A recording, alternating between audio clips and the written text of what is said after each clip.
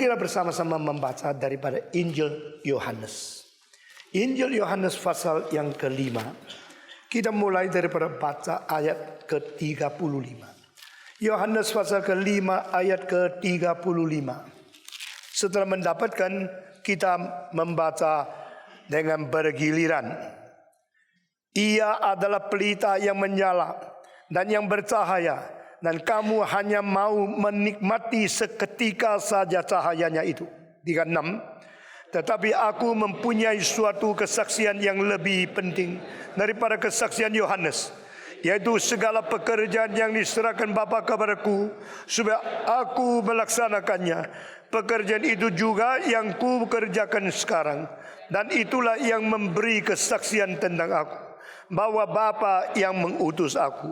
Bapa yang mengutus aku, dialah yang bersaksi tentang aku.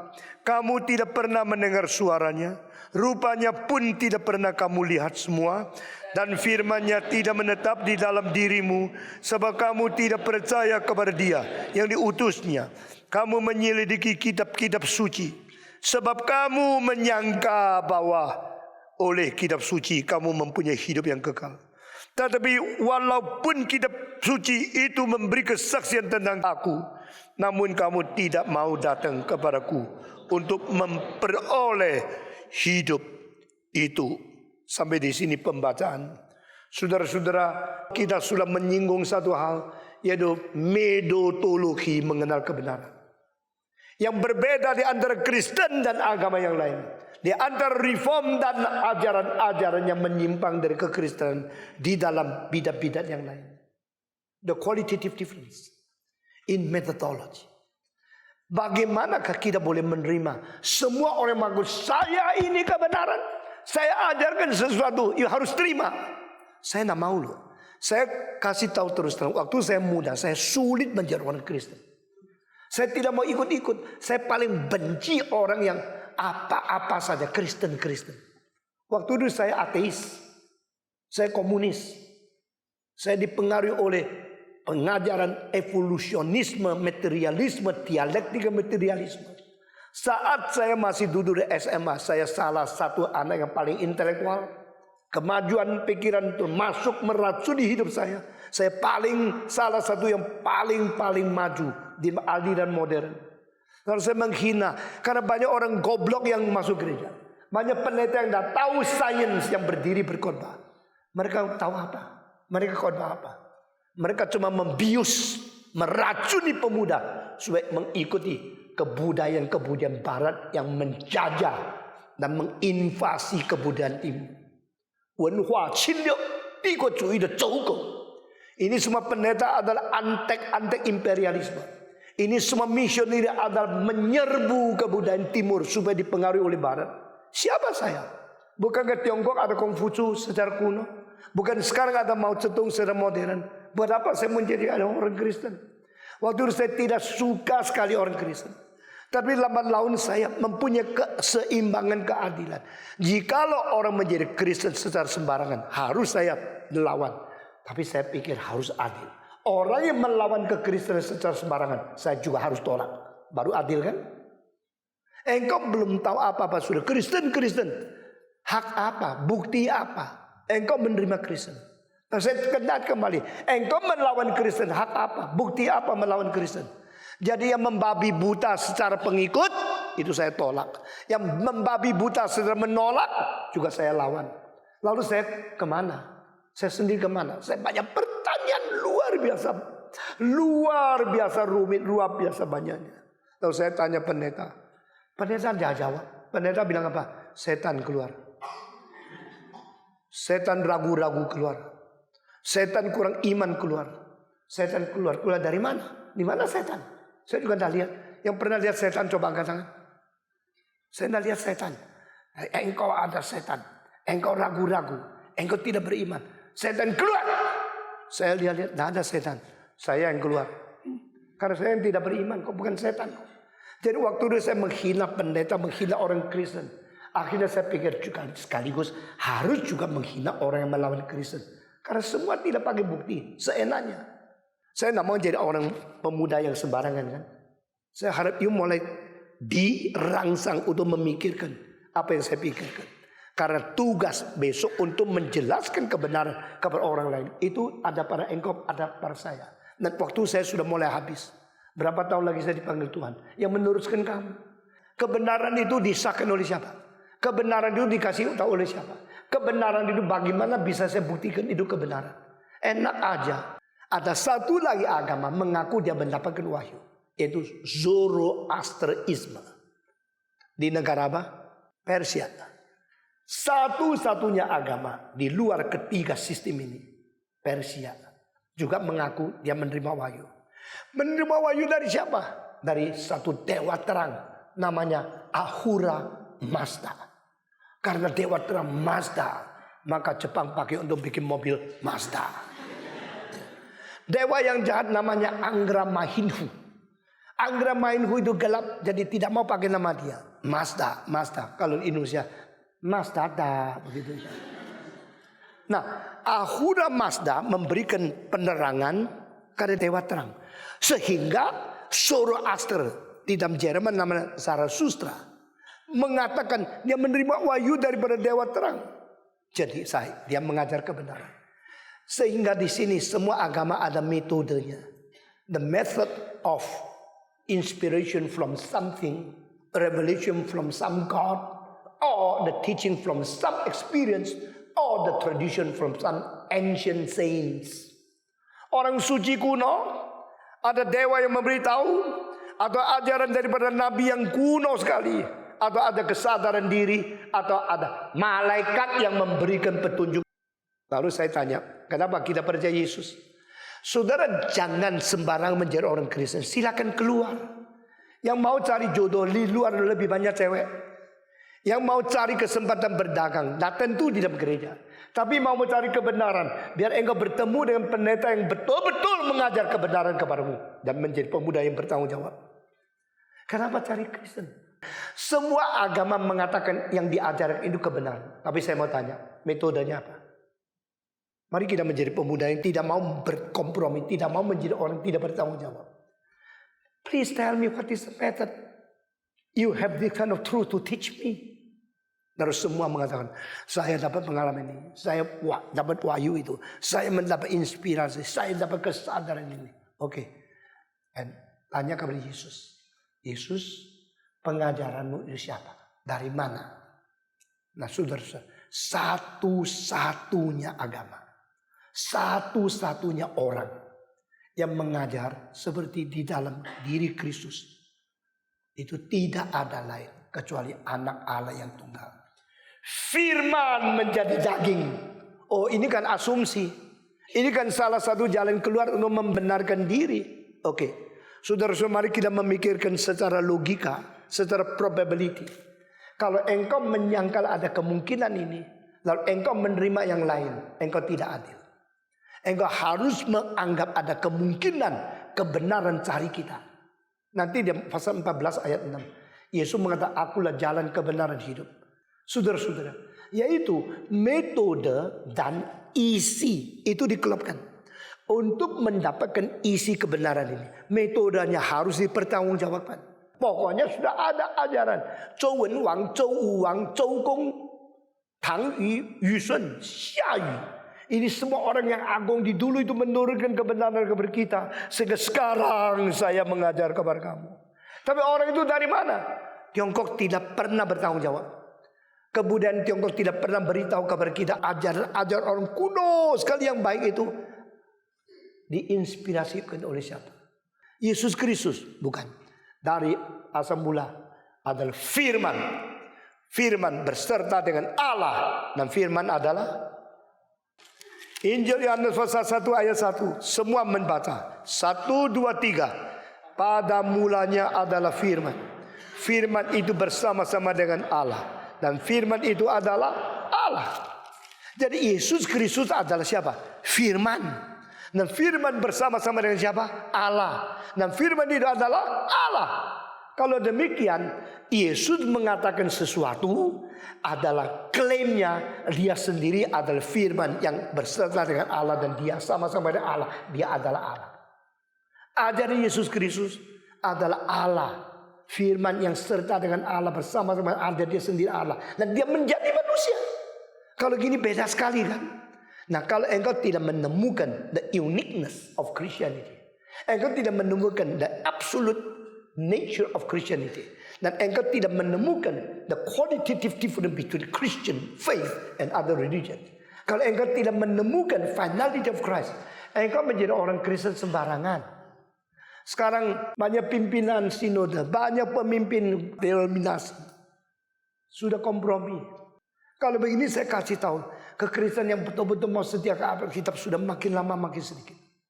Maka saya harus dirikan gerakan reform. Bukan berkompromi, bukan main-main. Biar kita setia dan menjadi satu kelompok yang tersendiri.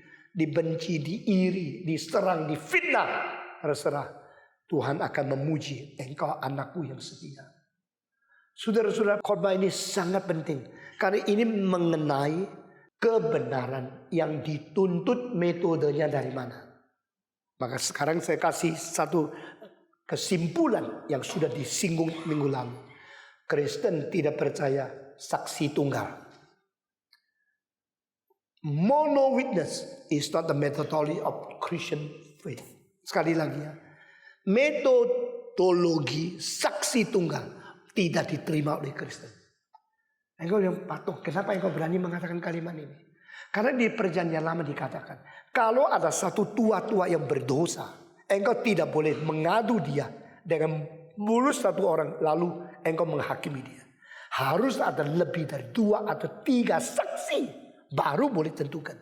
Sebab orang yang benci kepada orang lain, dengan sendiri memfitnah dia, lalu memati orang lain, itu tidak adil. Jadi Tuhan tidak akan menghakimi seseorang kecuali ada saksi 2-3 baru membuktikan salahnya itu dikonfirmasikan. Baik tak? Saya tanya baik tak? Kalau engkau tidak membunuh orang, lalu satu orang bilang, saya lihat dia membunuh orang, lalu engkau dimasukkan penjara seumur hidup, itu adil tak? Maka tidak boleh terima saksi tunggal. Tidak boleh terima saksi tunggal. Ini adalah metodologi kekristenan, tidak boleh dikompromikan. Perjanjian lama begitu, perjanjian baru juga begitu. Jikalau ada tua-tua yang berdosa, atau ada orang yang dingadukan kepada jemaat, harus lebih 2-3 saksi baru diputuskan memang dia bersalah. Apalagi orang-orang yang bersaksi itu harus jujur dan harus dipercaya. Harus mempunyai reputasi, boleh dipercaya, ada kredibilitas. Kalau orang benci sama saya, lalu mengatakan, Stephen Tong berzina. Maka kalau ada 2-3 orang bisa membuktikan betul-betul. Dan orang yang membuktikan ada orang jujur, orang yang sungguh-sungguh bukan karena benci, baru dipercaya. Demikian, Yesus sekarang pakai metode ini. Yesus tidak pakai saksi tunggal. Karena apa? Dia mengatakan di sini, jikalau aku bersaksi bagi diriku, maka saksiku itu tidak benar. Berarti kamu tidak usah percaya kalau saya ngomong sendiri. Tetapi selain saya ngomong sendiri, ada yang bersaksi bagiku, dan yang bersaksi bagiku itu, engkau perhatikan apa yang dikatakan. Lalu Yesus mengatakan, kesaksian pertama di luar dia untuk menyaksikan dia itu adalah siapa? Yohanes Pembaptis. Ada satu orang dikirim dari Tuhan Allah untuk datang ke dalam dunia, bersaksi bagi kebenaran. Dia sendiri bukan kebenaran itu. Dia bersaksi bagi terang. Dia sendiri bukan terang itu. Terang itu adalah Yesus Kristus. Yohanes Pembaptis datang ke dunia untuk bersaksi bagi siapa? Yesus Kristus kan? Maka Yesus sekarang, I don't give you the mono witness. Aku tidak memberikan kepada engkau saksi tunggal. Sekarang saya berkata, ada satu yang bersaksi bagiku, yaitu Yohanes Pembaptis, yang kau sementara suka cahaya dia. Kau sementara pernah suka kepada dia. Maksudnya apa? Kamu kurang ajar. Kamu cinta dia sementara. Setelah dia mati, tidak ada orang memperduli dia. Tidak ada orang mengingatkan dia lagi. Engkau cuma mau ikut menggebu-gebu mendapatkan sesuatu karena engkau orang yang tidak ada konsistensi dalam jiwamu. Kau pernah sementara suka dia. Saya kasih tahu, dia adalah pelita yang berpasang dan bercahaya. Oh, saya tidak ngerti kenapa 3 ya. Pelita itu serangkan. Berpasang, kalau tidak pasang pelita tidak kelihatan. Bercahaya, kalau berpasang pasti bercahaya. Kenapa Anda mengatakan dia adalah pelita? Cukup. Atau dia ada terang? Cukup. Kenapa tulis mengatakan dia adalah pelita yang berpasang dan bercahaya? Karena banyak orang pelita tapi tidak ada minyak. Ada orang ada cahaya sementara tetapi tidak pasang terus. Ada orang yang mau cahaya tapi tidak mau bayar uang untuk isi minyak dan berpasang sampai bercahaya. Yohanes adalah pelita, berarti he come to be the light. Yang berpasang berarti selalu berkorban mengisi daripada minyak ketiga, dan dia berfungsi bercahaya. Tuhan sangat senanglah kalau orang bukan namanya Kristen tok. Nama Kristen itu adalah pelita, berpasang, berkorban terus, bercahaya, fungsinya tidak habis-habis. Apakah engkau adalah satu cahaya sedang berpasang? Berpasang berarti mengkorbankan diri.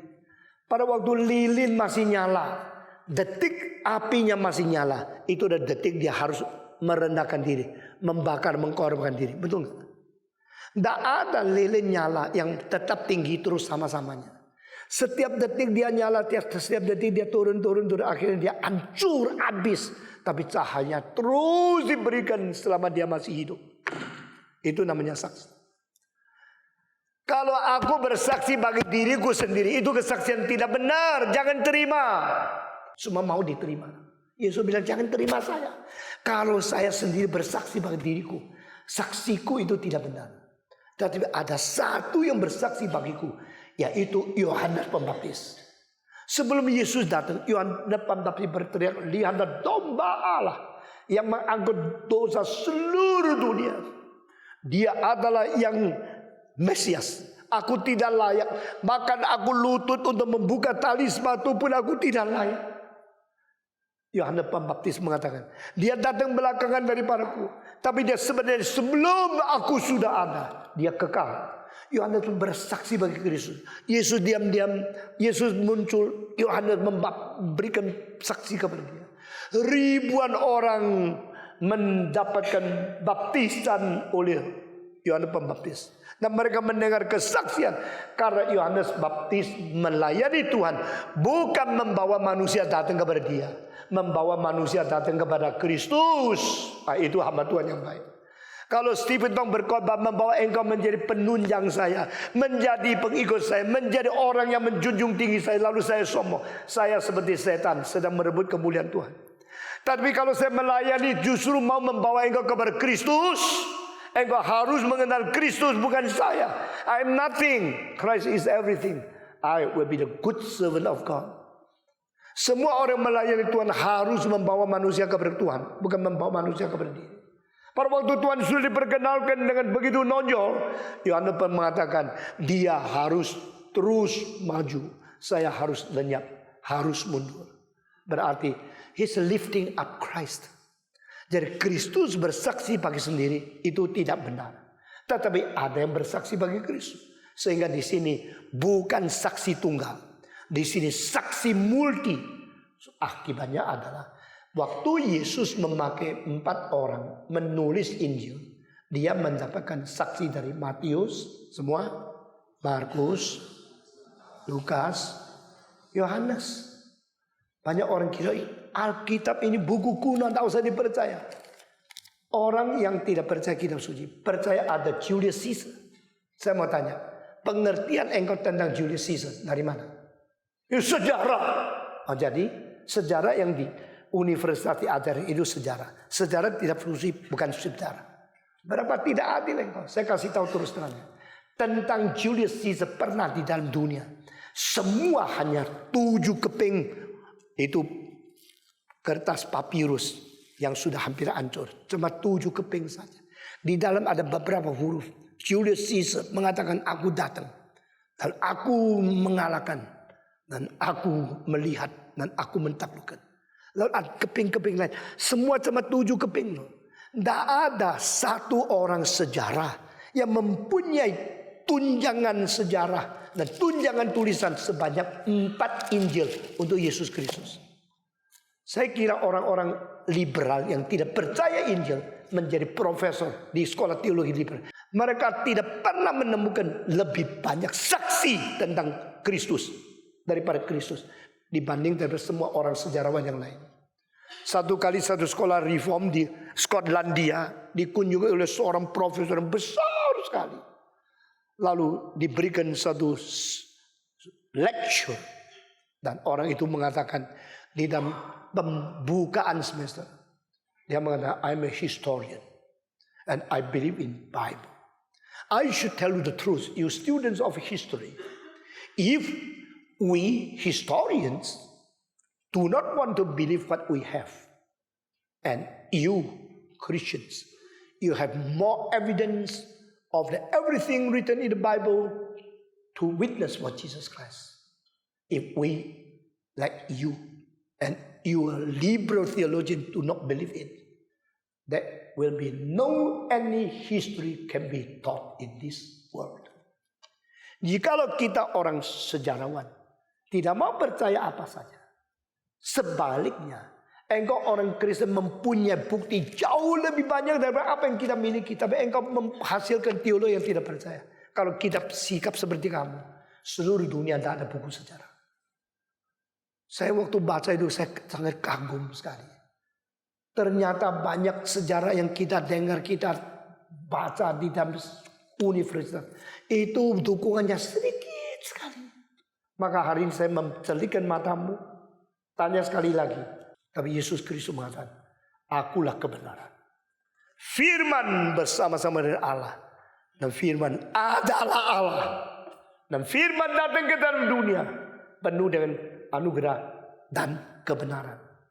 Manusia khususnya termasuk orang Kristen, kebanyakan mau anugerah atau mau kebenaran? Jawab. Kalau bisa jadi Kristen terus disembuhkan semua penyakit, tidak usah sekolah boleh lulus, sakit kanker bisa sembuh, itu saya pasti jadi orang Kristen. Semua mau anugerah, sedikit yang mau kebenaran. Kalau engkau bilang ada kesembuhan, ribuan orang datang, ada seminar teologi, datang 20. Karena apa? Mau anugerah, tidak mau kebenaran. Tetapi Yesus sudah dicatat datang untuk bawa penuh anugerah dan penuh kebenaran. Both must be balanced. Gereja yang baik adalah gereja yang mengerti teologi. Orang Kristen yang baik adalah orang belajar kebenaran. Orang Kristen yang tidak bertanggung jawab hanya mau anugerah, anugerah, anugerah, anugerah. Tuhan tolong kasih saya kaya, kasih saya lancar. Teologi kemakmuran telah memutarbalikkan, memperselingkuhkan, menyelewengkan ajaran Alkitab.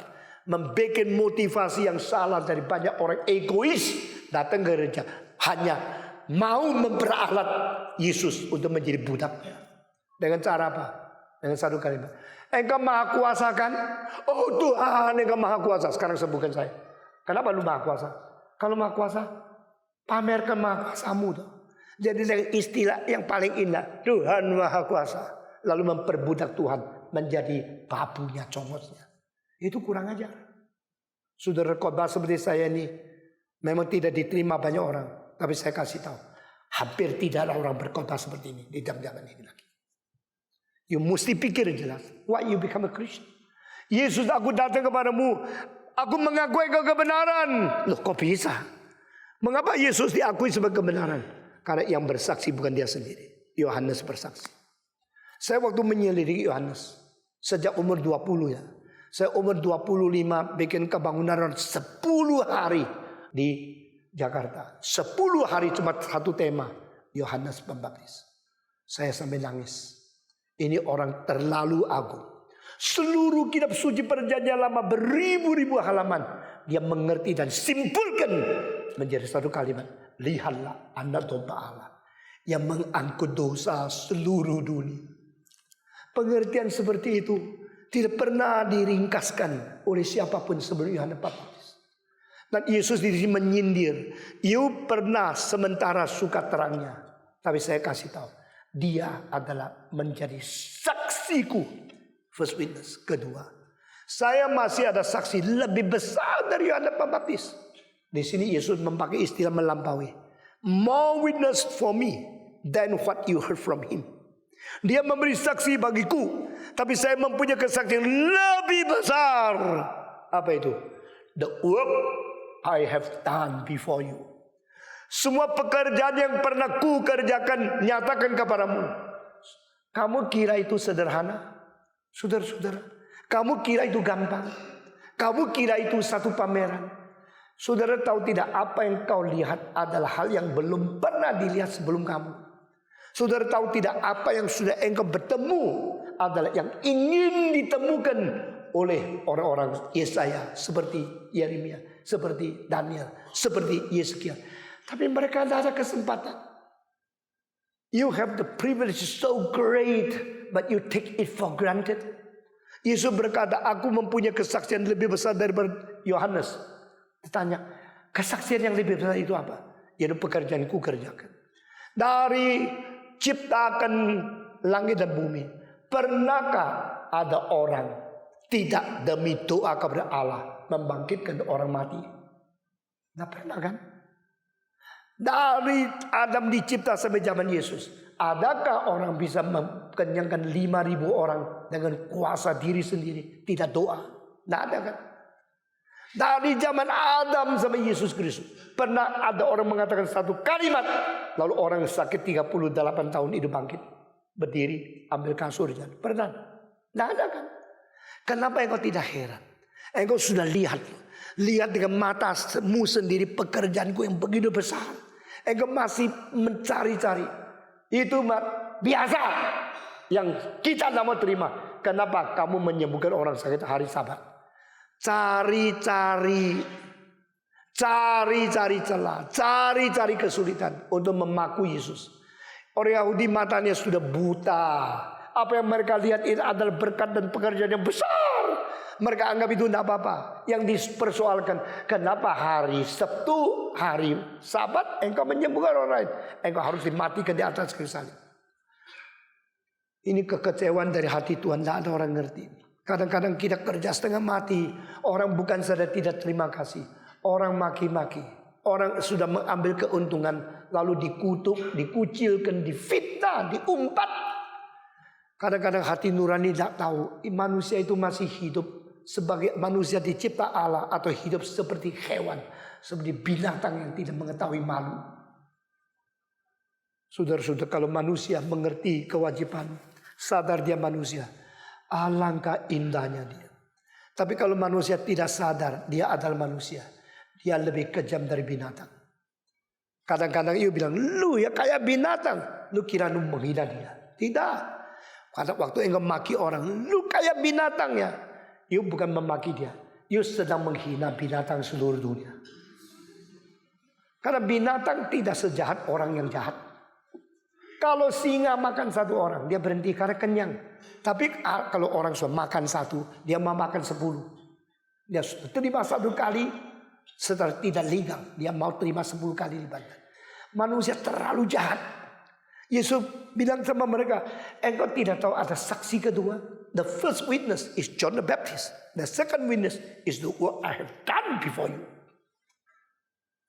Saya setiap kali berkhotbah sampai hal-hal begini, hati saya lebih suka berlutut untuk minta Tuhan ampuni segala dosa manusia, dan memberikan pencerahan supaya kita lebih suka dan mencintai Tuhan. Lalu Yesus mengatakan saksi-saksi yang lain. Sehingga pasal 5 bagian terakhir ini ada bagian tentang multi saksi sebagai metodologi mengapa Kristen mengajarkan kebenaran. Hanya ada pada Kristus. Dan saya mau tanya, berapa dalam, berapa tepat, berapa limpah, berapa banyak engkau mengerti Yesus Kristus? Berdoalah ya, dalam bulan ini kita mengerti Kristus melalui Yohanes sampai mendalam, sampai ke tulang sumsum, sehingga akhirnya kita menjadi pemuda yang beriman teguh, tidak gampang digoncangkan oleh arus apapun. Amin. Amin. Tuhan memberkati engkau. Saya sangat mengasihi kamu, dan saya mengharapkan kamu menjadi pemuda Laskar Kristus. Sampai di sini, mari kita berdoa. Bapa di dalam surga, kami berterima kasih. Selangkah demi selangkah, selembar demi selembar, sefasal seayat demi sefasal seayat, Engkau menunjukkan kepada kami keindahan-Mu, kepentingan iman yang sejati. Bagaimana kami memfokuskan kepada focal point dari seluruh rencana Tuhan yang dinyatakan kepada manusia melalui firman yang sudah turun menjadi manusia, yang jelma menjadi daging dan berdarah. Kami berdoa kiranya Engkau mengampuni segala dosa kami, mempertambahkan iman kepercayaan kami, menjelaskan visi kami, memberikan murni motivasi kami untuk menjadi pemuda-pemudi Kristen yang sungguh-sungguh baik memuliakan nama-Mu. Terimalah doa kami, khususnya semua yang dengar firman-Mu, dalam nama Yesus Kristus, penebus dan juru selamat kami yang hidup, kami sudah berdoa. Amin.